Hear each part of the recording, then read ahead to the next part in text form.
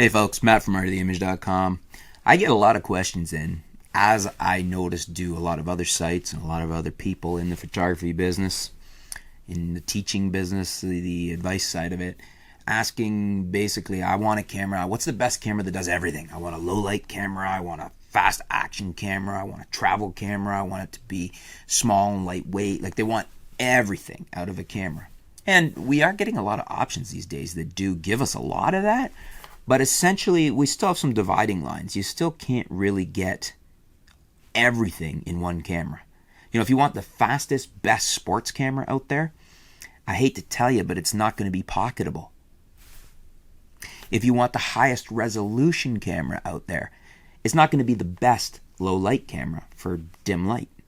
Now, it's going to be still really good. Like the D810 is excellent. The Sony a7R II is excellent. Very good cameras in low light and high resolution.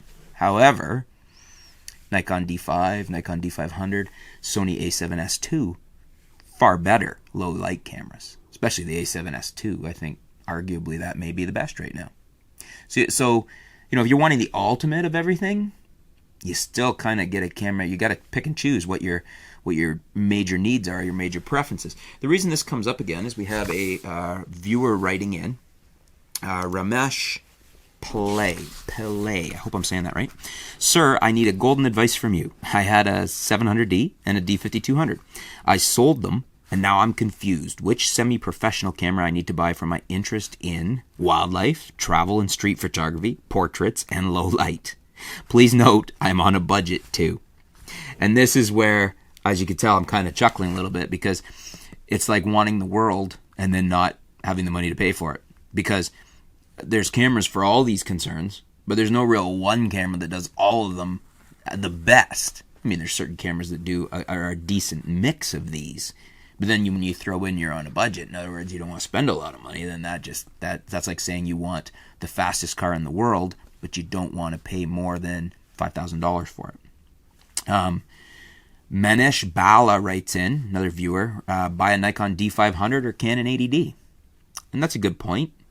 However, if you're looking for small and light for a travel street photography camera, neither of those really fit. John J. writes in and says, what I just read was that you want a camera that does everything. I'll let you in on a little secret, that there is no perfect camera or lens out there. He's kind of saying what I just said. I have a D500 and it's great, but if you're on a budget, the D7100 is really hard to beat for $700 new. Yeah, and I totally agree with John there. I don't think you can refute that.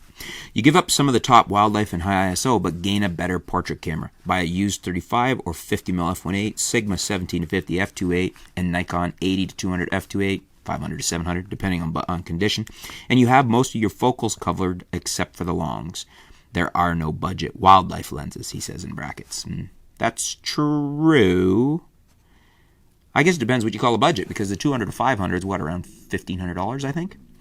Sorry if you can hear my stomach rumbling. Anyways, it's around $1,500. And I think that's a pretty good budget wildlife lens. Conversely, I'm not sure what the price is now on the Canon 100 to 400, but it's not bad. Certainly not cheap. And he says, good luck. So I would say that that's a great recommendation from John. The Nikon D7100 has a fantastic autofocus system, one of the top-of-the-line performing APS-C sensors. If you're wanting it just for photography, that's probably the route I would go. You could pick one up for, I think, well, as John says, $700 new. I'll put a link below. You can check out what the current pricing is. I've seen them, I think, even lower if you get a refurb. Those lenses I can't argue with. You know, I love the Nikon 50mm f1.8G, Sigma 17-50 f2.8. I've been singing its praises for a long time. Love that lens. And you can't go wrong with an 80-200 f2.8. You know, you pick those up used, you got a fantastic lens. It's not image stabilized, but what a great arsenal of lenses. So I would say John's hit the nail on the head, what I would recommend. You probably heard me recommend this before, those of you that have seen my previous, where people have written in with a similar question.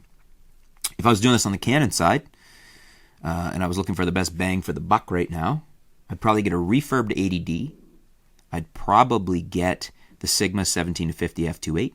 The Canon 50mm f1.8 STM, and then I'd throw in whatever long, maybe a 70-200 f4L. That's what I think I'd do on the Canon side. What do you guys think? Do you agree with what John and what I would agree with here on the Nikon side? Or would you go with something else? And when I flipped it, do you like my recommendations on the Canon side? Or do you recommend something else? Let me know. Thanks for your question, Ramesh. Let's help him out. Stay tuned, folks. We'll be back soon here at artoftheimage.com.